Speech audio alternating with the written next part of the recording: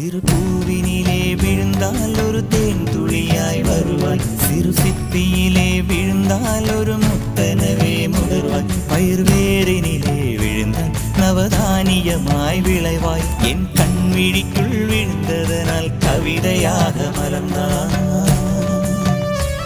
அந்த இயற்கை என்னை படைத்தால் ஒரு பெரிய ஷவர் இது, அட இந்த வயது கழிந்தால் பிறகெங்கு நனைவது, இவள் கண்ணி என்பது இந்த மழை கண்டறிந்து சொல்லியது. சக்கரவாகமோ மழையை அருந்துமா, நான் சக்கரவாக பறவையாவேன்.